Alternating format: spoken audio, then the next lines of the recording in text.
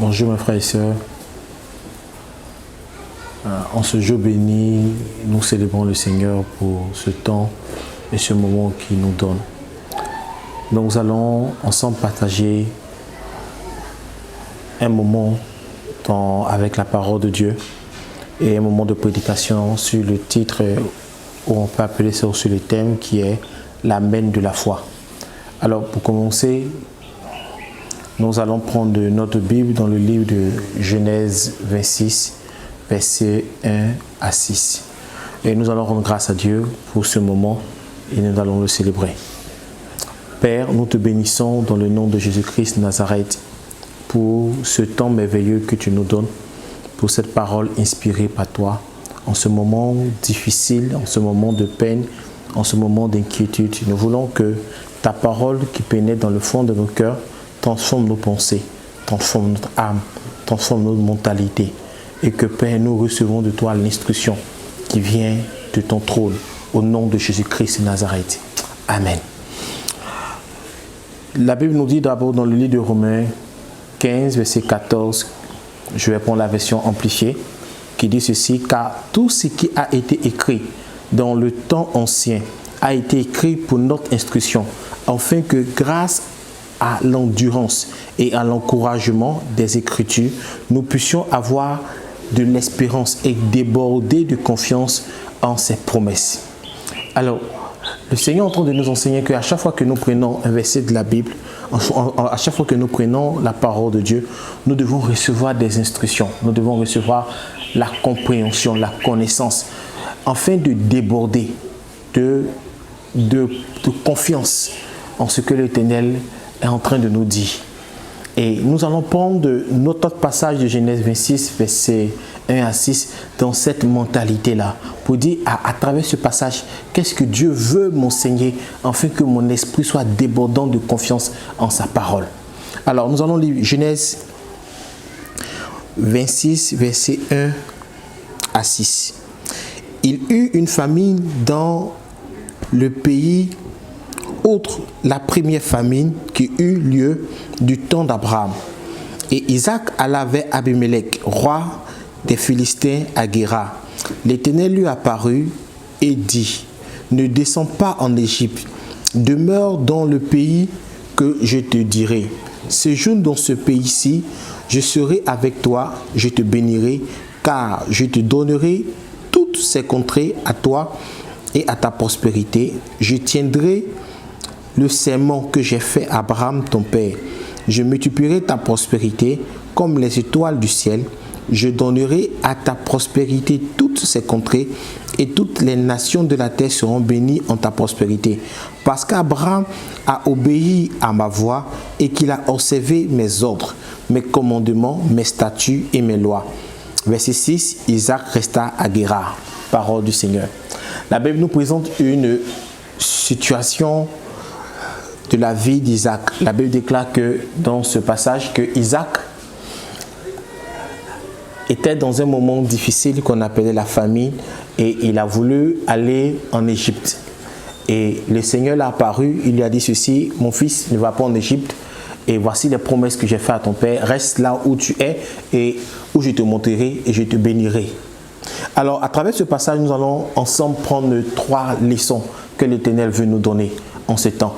Alors la première leçon que nous allons voir, ou le premier point que nous allons voir, c'est l'évidence des situations difficiles. Le deuxième point que nous allons voir ensuite, c'est la promesse de Dieu dans ces situations difficiles. Et le troisième point, c'est la réponse de la foi d'Isaac, qui doit aussi être notre réponse. Alors, tous ensemble, nous allons voir le premier point. La Bible dit dans le livre de Genèse, toujours 26, verset 1, il dit: il y eut une famine dans le pays outre la première famine qui eut lieu dans le temps d'Abraham. Et Isaac alla vers Abimelech, roi de Philistins à Guérar. Alors, la Bible nous dit ceci, que Isaac vivait une période de difficulté. Isaac n'était pas la première personne qui a vécu cette période de difficulté. Et cette période de difficulté s'appelle la famine. La Bible nous relate ceci, que Abraham a vécu cette période de difficulté. Nous pouvons prendre dans le livre de Genèse 12, verset 10, qui nous parle de la difficulté que Abraham a eue, la famine en son temps. Et l'Éternel est en train de nous montrer à travers ce passage-là qu'une évidence pour nous, ce sont les temps de difficulté. Les temps de difficulté ne doivent pas nous alarmer, mais ça doit être une évidence pour nous. Parce que ce monde-ci traversera et continuera de traverser des temps de difficulté. Et ces temps de difficulté vont toujours exister sur cette terre. La Bible déclare aussi que dans le livre de Actes des Apôtres, 11, versets 27 à 30, que les apôtres de Jésus ont aussi traversé un temps de difficulté qui a frappé toute la terre. Alors, ce temps de difficulté aussi était la famine. Waouh! Quand nous arrêtons là et nous nous posons une question, waouh, les apôtres de Jésus, ceux qui faisaient les miracles, ceux qui priaient pour les malades, ceux qui ressuscitaient même les morts, ceux qui ont vu Jésus-Christ monter au ciel, ont vécu ce moment de difficulté. Et l'Éternel est en train de nous dire, si même les apôtres ont vécu ce moment de difficulté, nous devons nous armer de cette pensée-là, que les difficultés vont venir. Et elle ne doit pas être l'objet de crainte et de peur. Elle ne doit pas être l'objet de doute. Elle ne doit pas être l'objet qui doit refroidir notre amour pour Dieu. Au contraire, elle doit plutôt nous affermir pour entendre la voix du Seigneur, nous affermir pour entendre les promesses de Dieu, nous affermir pour regarder à Dieu, parce que les temps de difficulté viendront. Et la seule chose qui peut nous permettre de tenir dans ces temps de difficulté, c'est la promesse du Seigneur. Alors nous verrons le deuxième point ensemble, la promesse du Seigneur. La Bible nous dit, dans la promesse du Seigneur, ceci, nous allons prendre Genèse toujours, 26, versets 2 à 5. On dit, l'Éternel lui a apparu et dit, ne descends pas en Égypte, demeure dans le pays que je te dirai. Séjourne dans ce pays-ci, je serai avec toi et je te bénirai. Car je donnerai toutes ces contrées à toi et à ta prospérité. Je tiendrai le serment que j'ai fait à Abraham, ton père. Amen. Alors, pendant ces temps de difficulté, l'Éternel nous fait une promesse. Pendant ces temps de difficulté, le Seigneur nous fait une promesse. Nous allons remarquer que quand les temps de difficulté ont apparu, la Bible déclare que Isaac a décidé d'aller en Égypte. Vous voyez, les temps de difficulté créent en nous des réactions de peur, des réactions d'inquiétude, des réactions de doute, des réactions qu'on peut appeler aussi l'instinct de survie, où nous allons chercher à voir qu'est-ce que nous pouvons faire pour pouvoir vivre, pour pouvoir nous en sortir. Alors, Isaac, naturellement, avec son instinct de survie, a décidé d'aller quelque part qu'on appelle l'Égypte. L'Égypte était un endroit où il y avait les fleuves, où la famine peut-être n'était pas trop que les autres contrées, mais il y avait aussi la famine en Égypte, mais elle était encore gérable. Alors Isaac décida d'aller vers le pays d'Égypte. Alors le Seigneur lui dit, ne va pas. Ça, ce sont des ordres du Seigneur. Ne crains pas. Sûrement, Isaac avait peur de perdre l'héritage que son père lui avait confié. Le Seigneur lui dit, ne va pas. Isaac était marié à Rebecca. Il avait peur de voir sa femme souffrir dans ces moments de famine-là. Le Seigneur dit, non, ça c'est ton instinct de survie, ne va pas. Mais attache-toi à ma promesse. Ne t'inquiète pas, ne laisse pas la peur te prendre. Ne laisse pas la peur t'envahir. Il dit, ne va pas. Je vais vous raconter une anecdote en ce qui concerne la peur dans ce moment de pandémie. Vous voyez, quelqu'un m'expliquait ceci, c'est qu'il causait avec un ami au téléphone et il a éternué. Automatiquement, son ami a raccroché le téléphone. Et il le rappelle, mais pourquoi tu as raccroché? Il dit non, je ne veux pas que tu me contamines. Oh, ça c'est pas la prudence, c'est la peur. La peur nous pousse à avoir des sentiments et des comportements incontrôlés. À tel point que nous faisons des choses imaginables, des choses irréfléchies. Or, le Seigneur ne veut pas que la peur te contrôle dans ce moment, mais il veut que sa promesse te contrôle. Il ne veut pas que la peur envahisse tes pensées, mais il veut que plutôt la promesse envahisse tes pensées. Alors, tu vas dire ceci, mais l'Éternel a donné une promesse à Isaac et s'est révélé Isaac On dit, il a apparu, il a donné une promesse à Isaac. Mais à moi, l'Éternel me dira quoi? Sûrement, je dois jeûner, je dois me lamenter, je dois être dans des moments de tristesse, de gêne et de prière. Oh, mais qu'est-ce que je dois faire pour avoir cette promesse? Alors, je vais te dire, pas la peine de t'inquiéter. L'Éternel nous a fait une promesse dans le bien de son canal, de loin de Dieu, qu'on appelle Jésus-Christ de Nazareth, notre Seigneur, notre Sauveur. Dans le livre de Matthieu 28, verset 20, je souhaite que tu prennes Matthieu 28, verset 20. Nous allons lire ensemble. Prends Matthieu 28, verset 20. Alors, bon, je vais lire dans la version amplifiée, encore une fois de plus. Il dit, apprenez-les à observer tout ce que je vous ai commandé. Et voici, je suis toujours avec vous, demeurant avec vous perpétuellement, quelles que soient les circonstances et à chaque occasion, même jusqu'à la fin des temps. Waouh, une grande promesse. Il dit, je suis toujours avec vous. Donc, c'est cette promesse-là qui doit envahir nos pensées par la peur, par l'inquiétude, par le doute, par le découragement, mais surtout la foi en cette promesse-là. Cette promesse doit envahir nos pensées. Oh, tu seras là, tu vas dire, oh, ces temps sont difficiles. Est-ce que je vais tomber malade? Est-ce que je serai infecté? Est-ce que je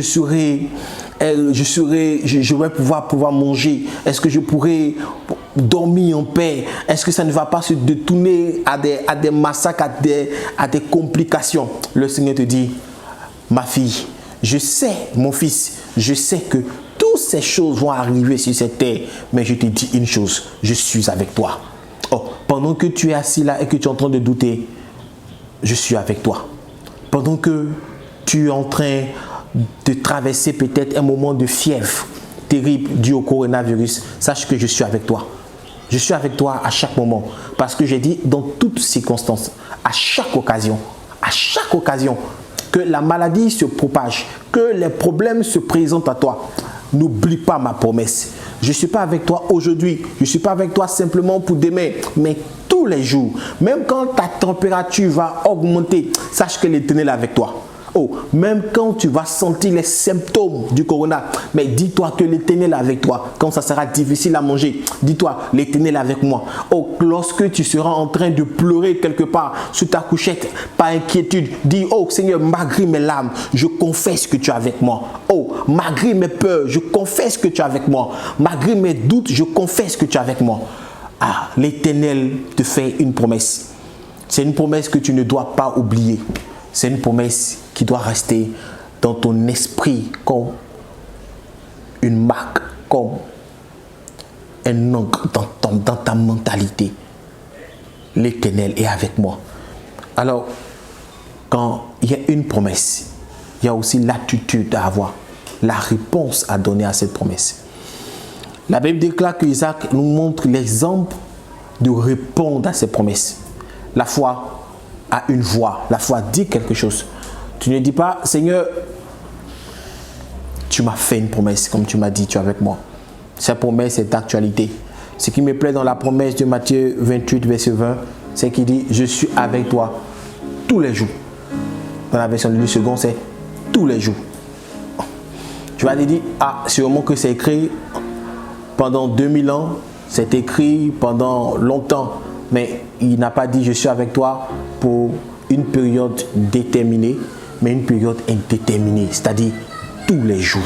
Alors, ces paroles sont valables aujourd'hui encore. Si tu doutes, je te rassure, ces paroles sont valables aujourd'hui. Alors, le troisième point que nous allons voir, que j'ai cité plus haut, c'est la réponse de la foi d'Isaac. Nous allons la réponse de la foi d'Isaac. La Bible déclare que la réponse de la foi d'Isaac, on peut le voir dans Genèse 26, verset 6, qui dit « Et Isaac resta à Guérar. » Oh, ce court verset.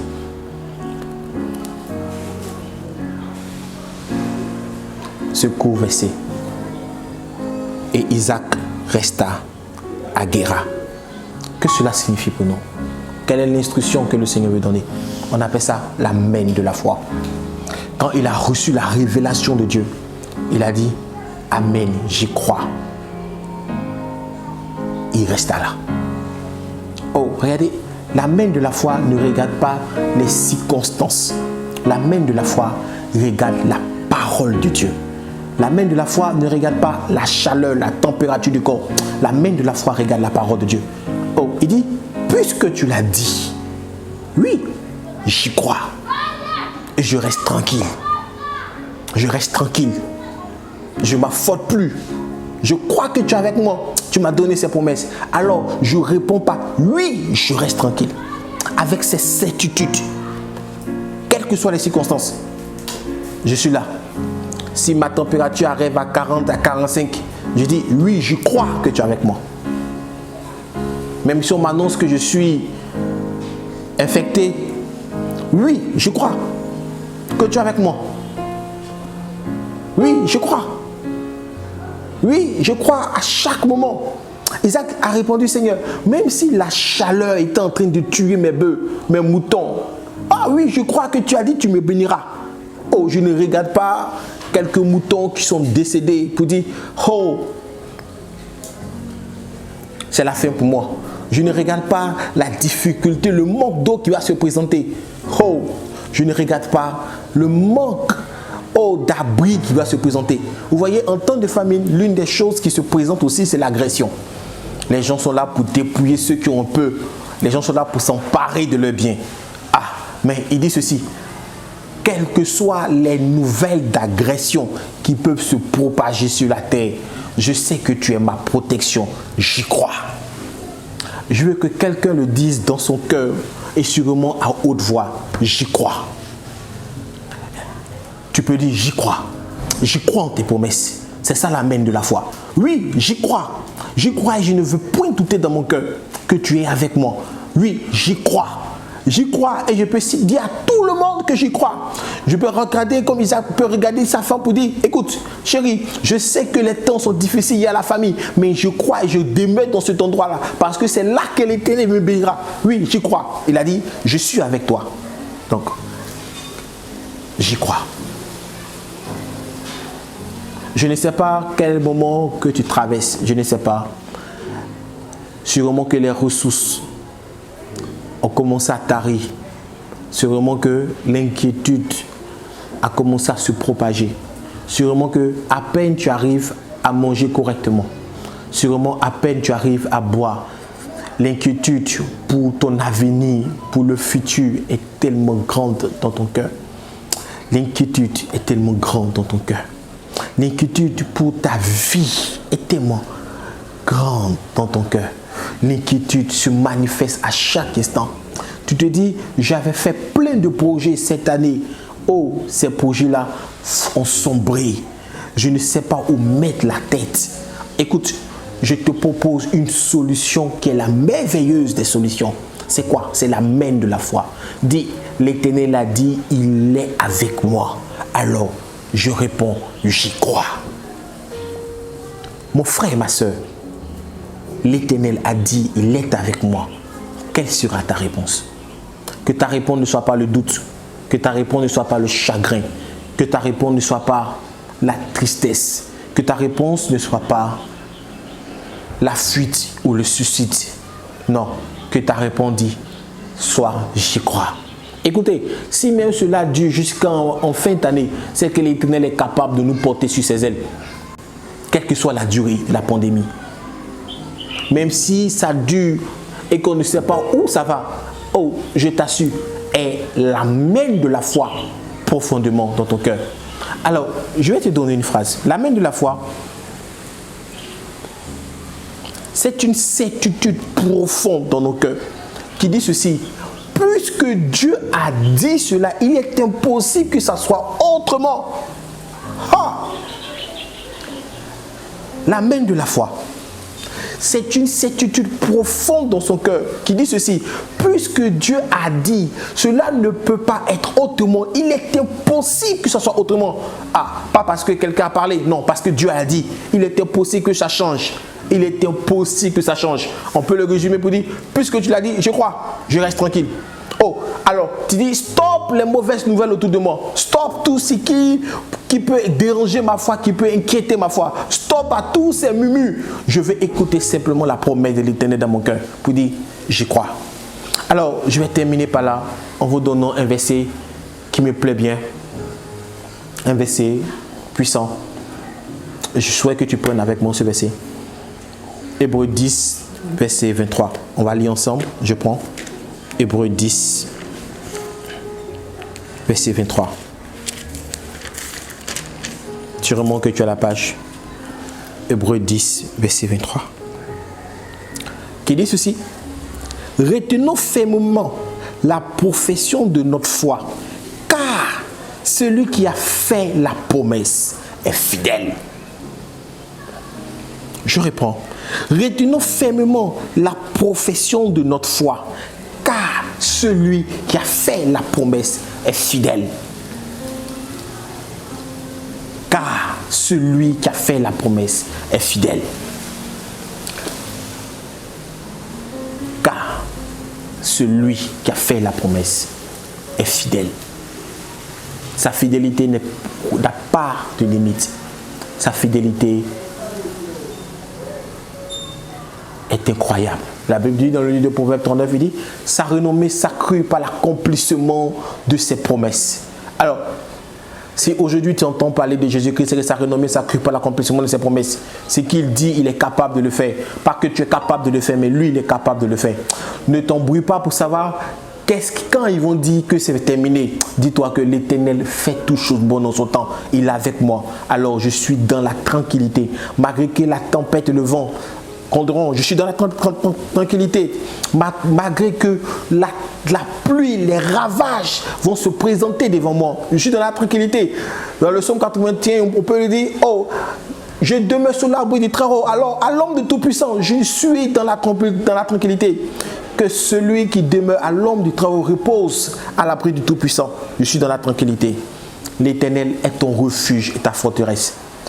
Je ne crains ni les terreurs de la nuit, ni la contagion qui frappe en plein midi, car l'Éternel est avec toi. Alors, ne doute point dans ton cœur. Dis, Seigneur, puisque tu as fait la promesse, je sais que tu es fidèle, car celui qui a fait la promesse est fidèle. Que la louange et l'honneur soient rendus à Jésus-Christ de Nazareth qui a fait la promesse et qui est capable de tenir ses promesses. Alors, nous allons prier avec toi. Tu vas prier le Seigneur, tu vas lui rendre la gloire, tu vas lui dire, Seigneur, je confesse que tu es le Tout-Puissant. Je confesse que malgré les peurs, malgré les doutes qui m'habitent, je crois que tu es avec moi. Je sais que tu es avec moi. Au lieu de regarder les tumultes de la vie, je regarde à toi. Je détache mes regards sur les prophètes de la terre et je te regarde. Je détache mes regards sur les bruits, mais je te regarde. Je détache mes regards sur tout ce qui peut perturber ma foi. Oh, Satan est tellement rusé parfois. Il a envahi notre esprit des promesses, des prophéties de plusieurs personnes. Des messages de peur, des messages de doute, des messages de terreur. Mais je chasse tous ces messages dans mon cœur et je compte sur toi. Que ton nom soit béni au nom de Jésus-Christ. Amen. Merci. Je vous conseille toujours de garder, de respecter les gestes barrières. Que le Seigneur nous bénisse. Nous serons à la semaine prochaine. Portez-vous bien. Amen.